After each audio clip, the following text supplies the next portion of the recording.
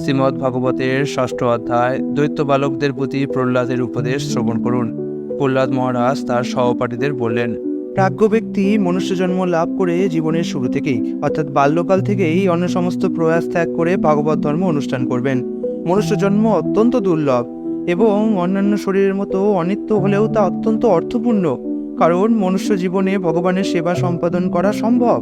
নিষ্ঠাপূর্বক কিঞ্চিত মাত্র ভগবত ভক্তির অনুষ্ঠান করলেও মানুষ পূর্ণ সিদ্ধি লাভ করতে পারে। মনুষ্য জীবন ভগবত ধামে ফিরে যাওয়ার সুযোগ প্রদান করে। তাই প্রতিটি মানুষের অবশ্য কর্তব্য ভগবান শ্রী বিষ্ণুর শ্রী পাদপদ্মের সেবায় যুক্ত হওয়া। এই ভগবত ভক্তি স্বাভাবিক, কারণ ভগবান শ্রী বিষ্ণু সকলেরই পরম প্রিয়, পরমাত্মা এবং পরম সুহৃদ। হে দৈত্য কুলোদ্ভূত বন্ধুগণ, দেহের সঙ্গে ইন্দ্রিয় বিষয়ের সংযোগবশত যে ইন্দ্রিয় সুখ তা যে কোনো জনিতেই পূর্বকৃত কর্ম অনুসারে লাভ হয়ে থাকে। এই প্রকার সুখ আপনা দেখেই কোনো রকম প্রচেষ্টা ছাড়াই লাভ হয়, ঠিক যেমন বিনা প্রয়াসে দুঃখ লাভ হয়ে যায়। ইন্দ্রিয় সুখ ভোগ অথবা অর্থনৈতিক উন্নতি সাধনের মাধ্যমে জড়সুখ ভোগের প্রয়াস করা উচিত নয়, কারণ তার ফলে বাস্তবিক কোনো লাভ হয় না। পক্ষান্তরে কেবল সময় এবং শক্তিরই অপচয় হয়। মানুষের প্রয়াস যদি কৃষ্ণ ভক্তির দিকে পরিচালিত হয়, তাহলে নিঃসন্দেহে আত্ম উপলব্ধির চিন্ময় স্তর প্রাপ্ত হওয়া যায়। অর্থনৈতিক উন্নতি সাধনে যুক্ত হওয়ার ফলে কোনো লাভ হয় না। অতএব জড়জগতে অবস্থানকালে পূর্ণরূপে সুযোগ্য ব্যক্তির কর্তব্য সৎ এবং অসতের পার্থক্য নিরূপণ করে যে পর্যন্ত এই পরিপুষ্ট মানব শরীরটি রয়েছে ততক্ষণ ভীত না হয়ে জীবনের চরম উদ্দেশ্য লাভের জন্য যত্নশীল হওয়া। মানুষের আয়ু বড় জোর 100 বছর, কিন্তু যে ব্যক্তি অজিতেন্দ্রিয় তার সেই 100 বছরের অর্ধেক সময় অনর্থক অতিবাহিতই হয়ে যায়, কারণ অজ্ঞানের অন্ধকারে আচ্ছন্ন হয়ে রাত্রিবেলা সে তো ঘুমিয়েই থাকে।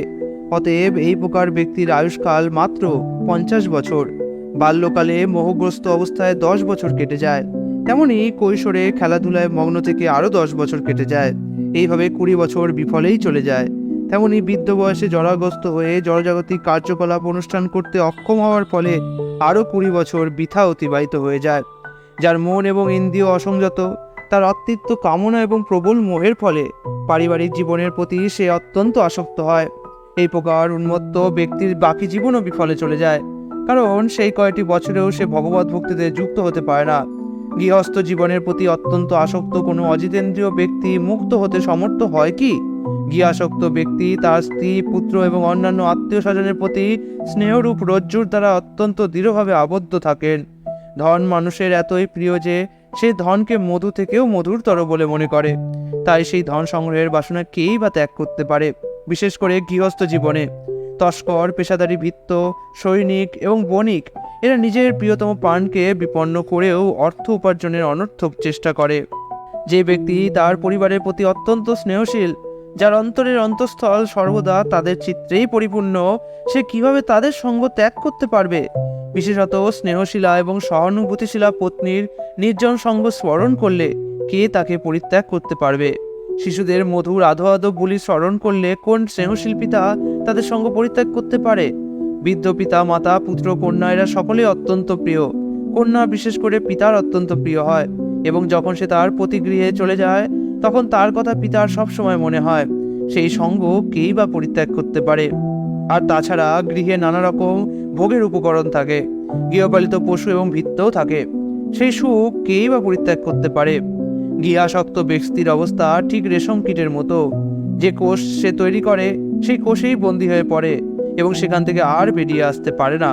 কেবল জিহা এবং উপস্থ এই দুটি ইন্দ্রিয়ের তৃপ্তি সাধনের জন্য মানুষ এই জড়জগতের বন্ধনে আবদ্ধ হয়ে পড়ে। কিভাবে সে তা থেকে মুক্তি লাভ করতে পারবে? যে ব্যক্তি অত্যন্ত আসক্ত, সে বুঝতে পারে না যে তার কুটুম্ব ভরণ পোষণে সে তার জীবনের মূল্যবান সময়েরই অপচয় করছে। সে এও বুঝতে পারে না যে পরম সত্যকে উপলব্ধি করার অত্যন্ত অনুকূল এই মনুষ্য জীবন সে অনর্থক নষ্ট করছে। কিন্তু সে অত্যন্ত বুদ্ধিমত্তা এবং সাবধানতার সঙ্গে দেখে যে একটি পয়সাও যেন অনর্থক নষ্ট না হয়। এইভাবে জড় বিষয়াসক্ত ব্যক্তির নিরন্তর তিতাব দুঃখ ভোগ করা সত্ত্বেও তার জড় অস্তিত্বের প্রতি তৃষ্ণা বোধ করে না।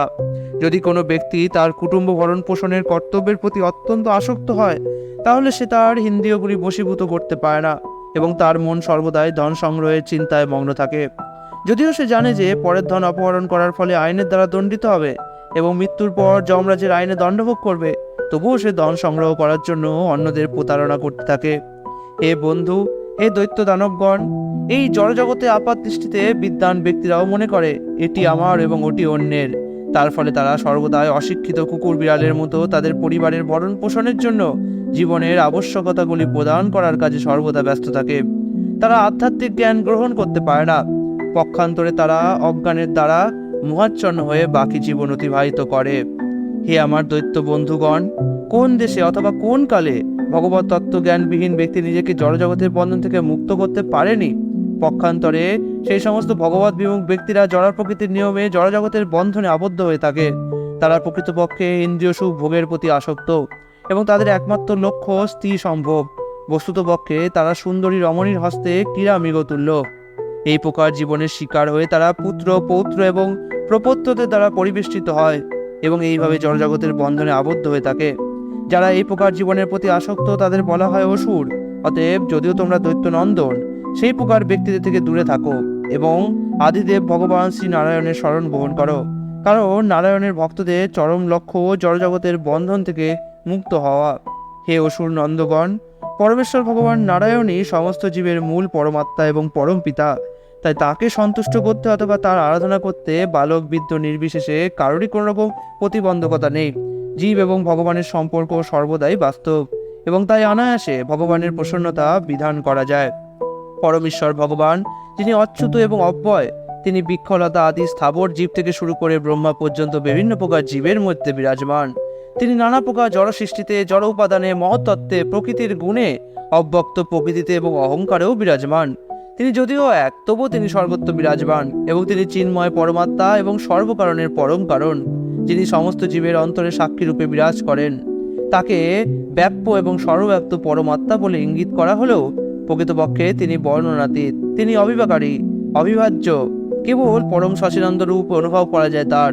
নাস্তিকদের কাছে মায়ের আবরণে আচ্ছাদিত থাকার ফলে তারা মনে করে যে ভগবান নারায়ণের কোনো অস্তিত্ব নেই। অতএব দৈত্য কুলোদ্ভূত আমার বালক বন্ধুগণ, তোমরা সকলে এমনভাবে আচরণ করো যাতে অধক্ষজ ভগবান তোমাদের প্রতি প্রসন্ন হন। তোমাদের আসরিক প্রবৃত্তি পরিত্যাগ করে শত্রুতা এবং দ্বৈতভাব রহিত হয়ে কর্ম করো। ভগবত ভক্তির জ্ঞান প্রদান করে সমস্ত জীবের প্রতি তোমাদের করুণা প্রদর্শন করো এবং এইভাবে তাদের শুভাকাঙ্ক্ষী হও। সর্বকারণের পরম কারণ, সবকিছুর আদি উৎস ভগবানের প্রসন্নতা বিধান করেছেন যে সমস্ত ভক্তেরা তাদের পক্ষে কিছুই অপ্রাপ্য নয়। ভগবান অন্তহীন চিন্ময় গুণের উৎস।